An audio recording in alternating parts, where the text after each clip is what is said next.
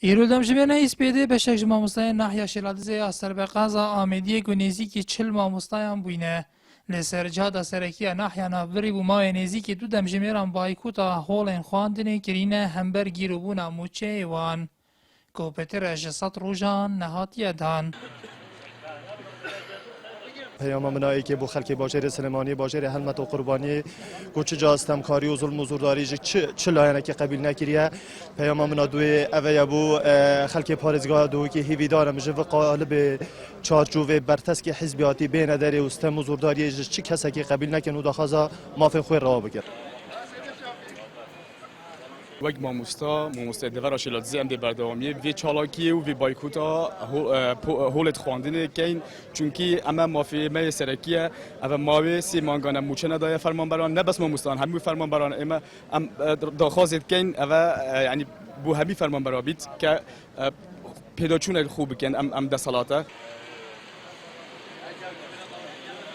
مدویت از دو پیام بگهینم پیام که اگر افدا سالات گندال نشد ویوالاتی پروی ملتی پرو بد بلا دا سالات پرید بوان ایش پرو بد پیام دوی اگر دوک و خلک دوک خو پارچک نظامش کردستانه ام خلک شلازی خود دانی پارچکش کردستانه هر دوی گرفتگیرتنه دا بیاننامه به ناو سرجم مامۆستایان شێلادزێ هاتە خواندن. ناو سرجم قوتابخانه ناحیه شلازی و سرجم مامۆستایان بەرز ئەڤرو خوشحالی و ئەم ئامادە بووین کو وەکی هەر شار و شارۆچکایەکی کوردستانê گیرەvê بگرین پێخەمەت نەدانا موچên مامۆستایان کوردستانê دەسەڵاتێک کە ڕێز li mafên hawlatî û pêşmerge û fermanberan negirît rêz li yasa û rêsa û prensîbên demokrasiyetê negirît rêz li bihayên exlaqî û mirovî û pêk ve jiyana civakî negirît hejî rêzgirtinê nîne.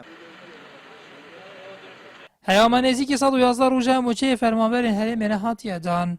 و بەری چەند ڕۆژە لە سلێمانی و حەلەبچە و چەندین ناوچەیەندی مانگرتنە مامۆستایان بۆ هۆڵێن خواندنێ دەست پێکردینە. و ئەڤرۆ لە دەڤەرە بادینان تایبەت لە ناحیە شێلادزێ مامۆستایان بایکوتە هۆڵێن خواندنێ کرینە هەمبەر نەدانا موچێ وان. نیهات وەرەماریێن نارتی ناحیە شێلادزێ.